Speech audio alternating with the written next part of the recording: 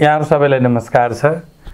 Vishwadarshan YouTube च्यानलका माध्यमबाट संस्कार, संस्कृति, धर्म जगेर्ना, परम्परा, रीतिरिवाज, चाडपर्वहरूको विशेष जानकारी, यसको वैज्ञानिक महत्त्व र सांस्कृतिक महत्त्व, सामाजिक महत्त्व, साथसाथमा चरित्र निर्माणको यो महान अभियानमा हामी निरन्तर छौँ।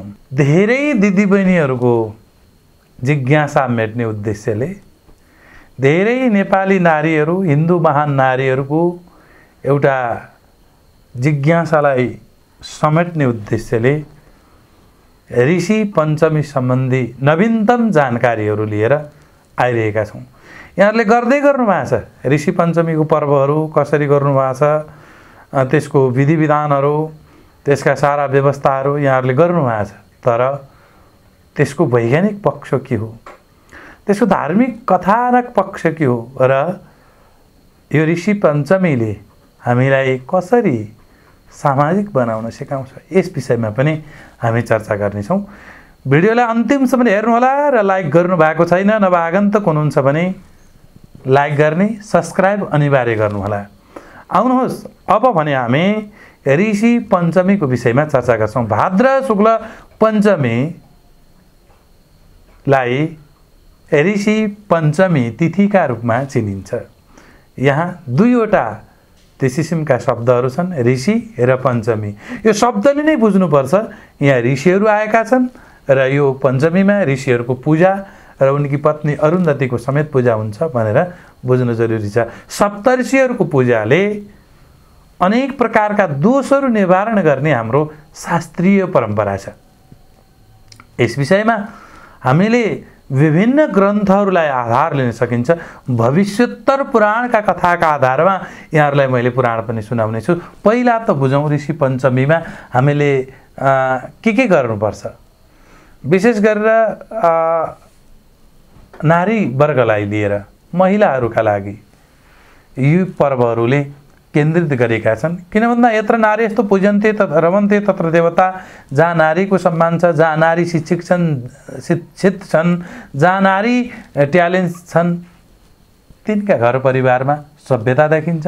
बाबुले पिएचडी गरे पनि छोरीहरू पढ्छन्, पिएचडी गर्छन्, डिग्री गर्छन्, ग्यारेन्टी छैन। तर आमा चाहिँ सज्जन हुनुभयो, आमाले पढ्नुभयो भने नेपोलियन बोनापार्टले भने जस्तै एउटी असल नारी देऊ, तिमीलाई असल राज्य दिनेछु भने जस्तै राज्य परिवर्तन गर्नका लागि, असल पुत्र र सन्तान दिनका लागि, असल पुत्री दिनका लागि नारीहरू सक्षम छन्। त्यस कारणले पनि हाम्रो धर्मशास्त्रमा नारीहरूलाई बढी प्राथमिकतामा राखेर शास्त्रसम्मत, नीतिसम्मत र त्यस किसिमको तरिकाले नैतिक चरित्रवान बनाउनेमा प्रयासरत रहन्छ। नारी यदि सज्जन हुने बित्तिकै घर परिवार यसै मिल्छ। श्रीमानले पनि मान्छन्, छोरीले पनि मान्छन्, अरूले पनि मान्नै पर्छ। नारी नै त्यस्तै निस्किन् भने अब सबै हल्का हुन्छ। यस कारणले पनि नारीहरूलाई बढी प्राथमिकतामा राखेको होला शास्त्रले, हामीलाई त्यस्तो लाग्छ। सज्जन यो पर्वमा बिहानै उठेर आफ्ना नित्य कर्महरू गर्नु, नित्य कर्महरू गरिसकेपछि विशेष गरेर दतिवनहरू, यो दतिवन अत्यन्तै दाँतको लागि वैज्ञानिक छ।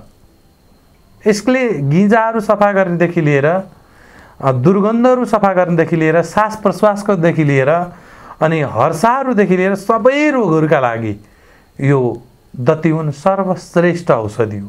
त्यस कारणले पनि यो दतिवनले 365 वटा दतिवनद्वारा दन्तमञ्जन गर्ने, तिनीहरूलाई मुठा मुठा बनाउने, ती सबै मुठाहरूले अनि दन्तमञ्जनलाई प्रयोग गरेर अनि त्यही किसिमको तरिकाले आफ्नो शरीरलाई शिरदेखि पाउसम्म नदीमा गएर स्नान गर्ने अनि फोहोर चिजहरू आफ्नो शरीरमा भएका त्यस किसिमका बर्खायामका पीडाहरूबाट, बर्खायामका त्यो कामहरूबाट मुक्त भएकी नारीले अबका पालीमा यी चिजहरूबाट आफ्नो शरीरलाई स्वस्थ बनाउनका लागि यो दतिवन सेवन गरिसकेपछि उनले सम्पूर्ण त्यस किसिमको साथमा सामग्रीका साथमा अब सप्त ऋषिहरूको पूजा, अरुन्धती सहितका ऋषिहरूको पूजाको सुरुवात गर्छिन् धूप दीप नैवेद्य बीचमा सप्तऋषिलाई स्थापना गरेर अरुन्धतीलाई स्थापना गर्छिन् अनि त्यही किसिमको पूजा धूप दीप नैवेद्य भएपछि आरती सम्पन्न हुन्छ, परिक्रमा हुन्छ र फेरि तीजको पर्व छ। तीजका साथसाथमा दुःख सुखहरू साटिन्छन्। हाम्रा बाबा आमाहरूले गीत गाउँछन्, भव्य गीतमा आनन्द आउँछ। भगवानलाई भेटन के पावर चाहिन्छ, यति मलाई बताइदेऊ गीत गाउँछन् एकजनाले, अर्कोले भन्छन् एकुमा चाहिन्छ श्रीखण्ड चन्दन दुसरी बेलपत्र। यसरी गीतहरूका माध्यमद्वारा परमात्मालाई प्राप्त गर्ने गीत होइनन्। गीतले एउटा समाजलाई सत्मार्ग दिने, भगवत मार्ग डोर्याउने, गीतले सन्देश दिने सज्जनहरूको त्यस किसिमको उत्पादन गीत हुनुपर्छ। गीतले विकृति भित्र्याउने, त्यस किसिमको अराजकता ल्याउने, मान्छेहरूको मनमा विचलन ल्याउने, उत्तेजित बनाउने, कामुक बनाउने यस्ता गीतहरू हतोत्साही हुनुपर्छ, निकालिनु हुँदैन। यो कुराहरू हामीले शास्त्र सम्मत भएको बुझ्नुपर्छ। अब सज्जन ऋषि पञ्चमीको कथा कस्तो छ यस विषयमा आज म चर्चा गर्छु। यहाँहरू सबैलाई विशेष गरेर युधिष्ठिर महाराजजीले भगवान कृष्णलाई सोध्नु भएको यही कथाका विषयमा म यहाँहरूलाई निवेदन गर्छु। सोध्नुहुन्छ भगवान कृष्णलाई युधिष्ठिरले, प्रभु मलाई त्यस्तो एउटा व्रत विधि बताइदिनुहोस् त्यसका प्रभावले गर्दा सारा महिलाहरूका दोषहरू, नष्टहरू, पापहरू निवारण भएर जाउन् आदि सोधिसकेपछि भगवान कृष्णले युधिष्ठिरलाई बताउनुहुन्छ, हे प्यारे, हे युधिष्ठिर, एउटा यस्तो व्रत छ जसले महिलाहरूका रजस्वलाका दोषहरूलाई निवारण गर्छन्। सज्जन यहाँ यो पञ्चमी स्नान, पञ्चमी पूजा, पञ्चमीको व्रतले माताहरूको रजस्वला यो मासिक धर्मलाई छुवाछुतबाट मुक्त गर्नका लागि प्रयोग गरिन्छ। अब यहाँनिर बुझ्नुपर्ने कुरा कहाँनिर छ भने धेरैले फेरि यसलाई वैज्ञानिक रूपमा होइन यो यस्तो होइन उस्तो होइन आदि इत्यादि भन्ने चलन छ। यसमा धेरै कुराहरू विज्ञान सम्मत छन्। रजस्वला भएकी नारी शरीरमा पनि अलिकति कमजोर परेकी हुन्छन्, उनको शरीरबाट ब्लड गइरहेको हुन्छ।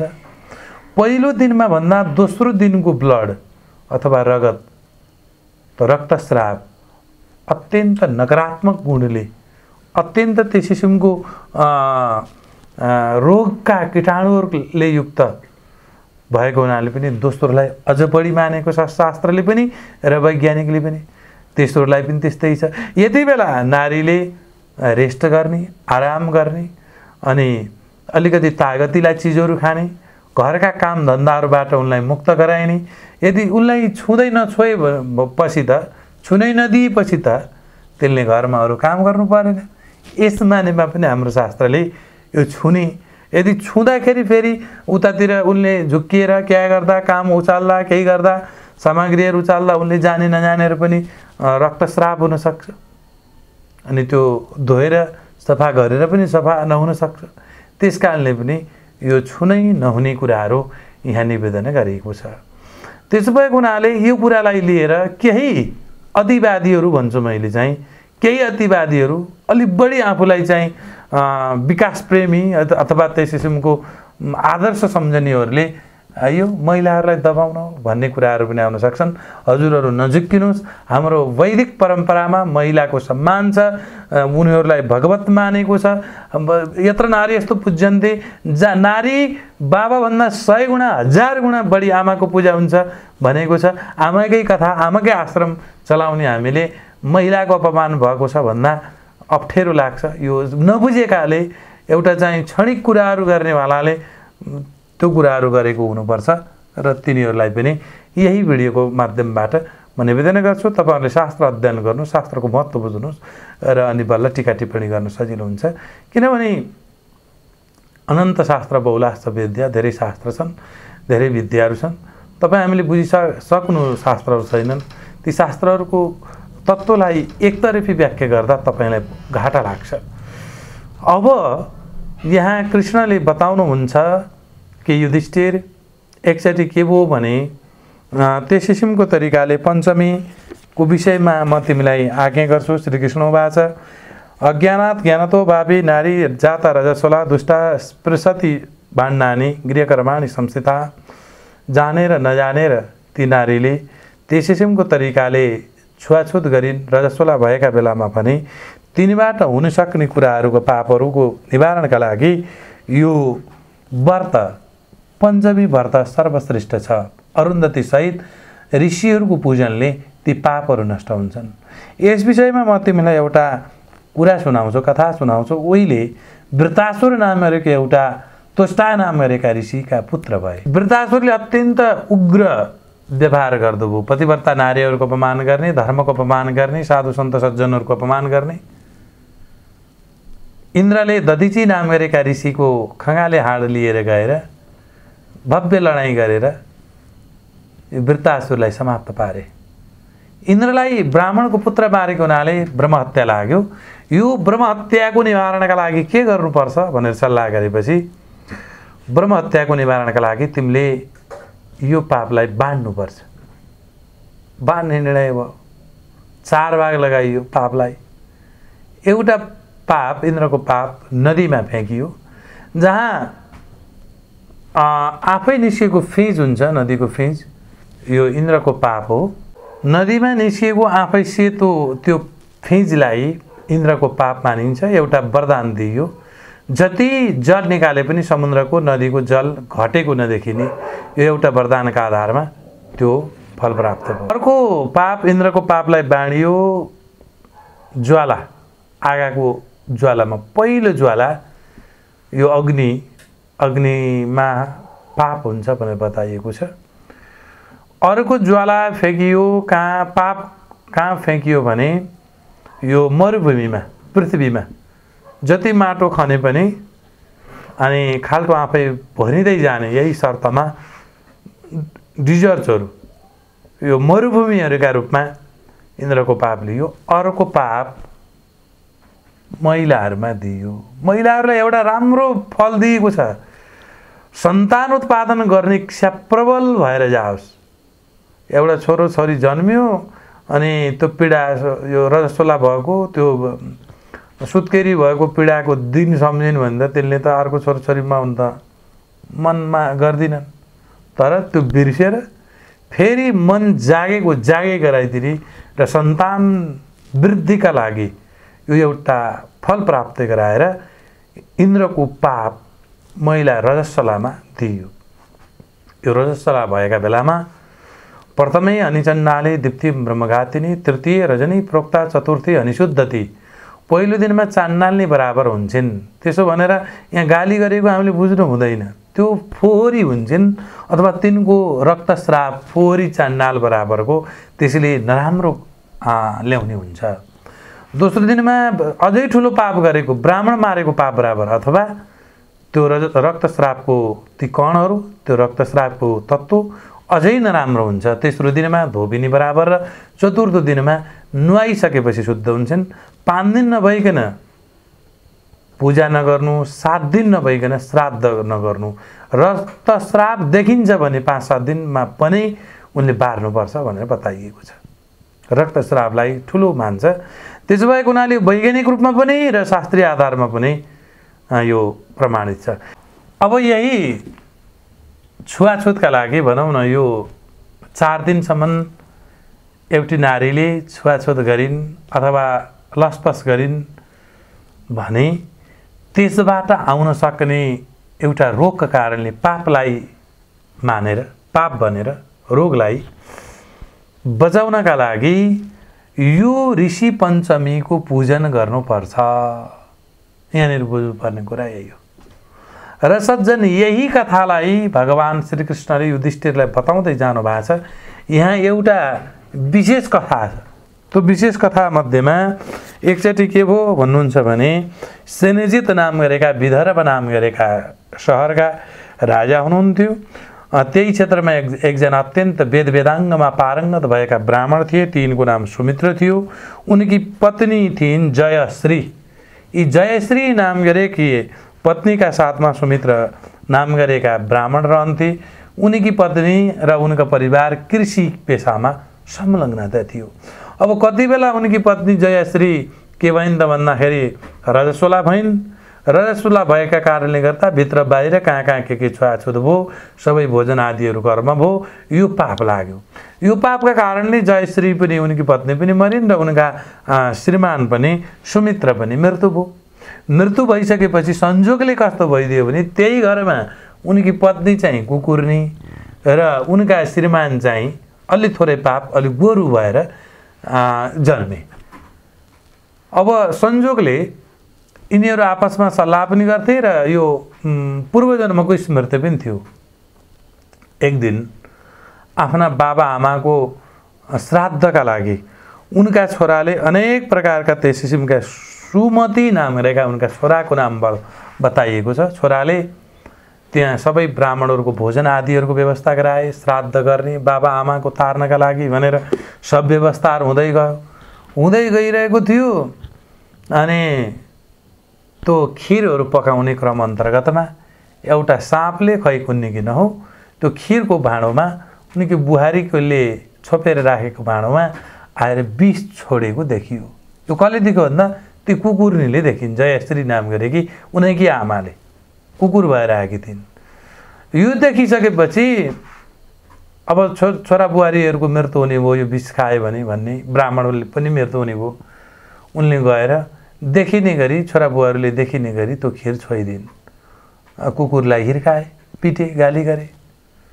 अनि फेरि अर्को भोजन तयारी गरे, खुवाए, श्राद्ध कर्म सकियो।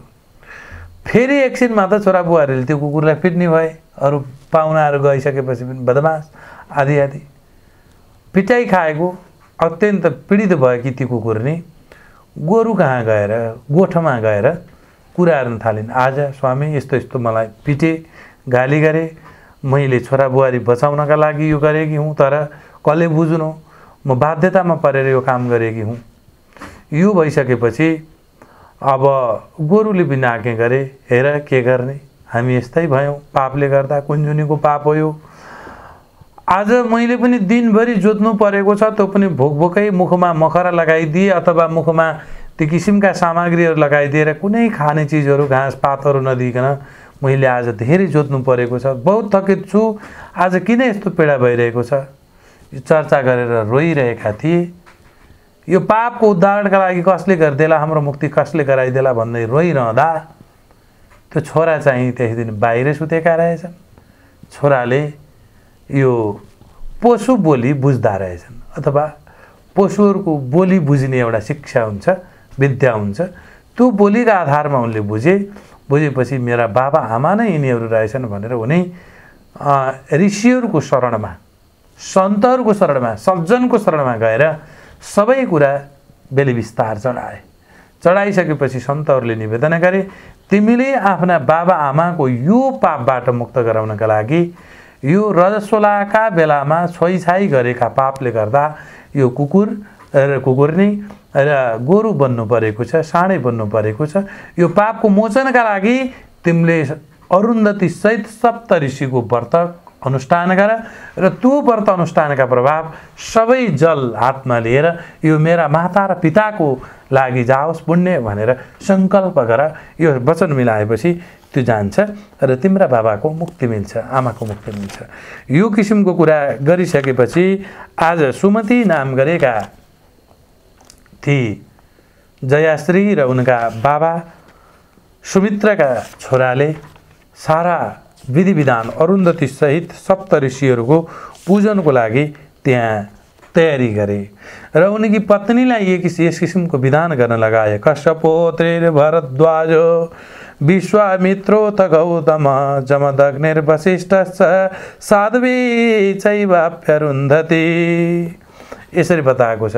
यहाँ कश्यप, अत्रि, भारद्वाज, विश्वामित्र, गौतम, जमदग्नि, वसिष्ठ यी 7 प्रकारका ऋषिहरू र त्यति बेला पतिव्रता मध्येमा सर्वश्रेष्ठ अरुन्धती, यी अरुन्धतीको सहित उनले पूजन गरे, चिन्तन गरे, मनन गरे, उनको शरणमा परे, उनलाई खुसी बनाए, ब्राह्मणहरूलाई भोजन दक्षिणा र त्यही किसिमको व्यवस्था मिलाइसकेपछि आज त्यो पुण्यको प्रभाव आफ्ना माता र पिताका लागि जाओस् भनेर सङ्कल्प गरेपछि माता र पितालाई त्यो पुण्यको प्रभावले आज सारा त्यो गोरुको योनि र यतातिर आमाको चाहिँ कुकुरको योनि छुट्टी मिल्यो र उनीहरू स्वयं साक्षात् त्यस किसिमको तरिकाले स्वर्गमा गए।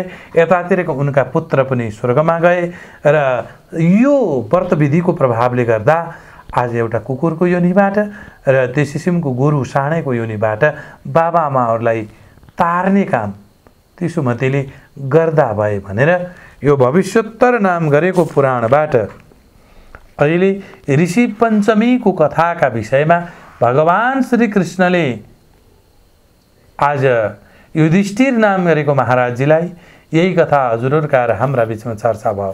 त्यसकारणले सज्जन यो ऋषि पञ्चमी नाम गरेको श्रेष्ठ उत्तम व्रत महिलाहरूले साथसाथमा पुरुषहरूले र सपरिवार मिलेर उत्सवका रूपमा यसलाई व्रत विधानका रूपमा लिनुपर्छ। यो एउटा साँच्चीकै वैज्ञानिक तरिकाले पनि आधुनिक समयमा पनि रजस्वलाबाट हुन सक्ने रोगजन्य पापहरूबाट हामी मुक्ति हुनका लागि पनि यो व्रत अनिवार्य छ र यसका साथसाथै यो चाडलाई तीजका रूपमा, खुसियालीका रूपमा, दिदीबहिनीहरू नाच्नेका रूपमा मनाउन सकिन्छ र यिनै जानकारीका साथमा आजलाई भने मैले यो ऋषि पञ्चमीको विधानका साथमा कथानक पक्षलाई बिट मार्दैछु। भोलिको दिनमा फेरि अर्को नयाँ चाडका रूपमा हजुरहरूका साथमा उपस्थित हुने नै छु। तबसम्मका लागि बिदा दिनुहोस्। ओम।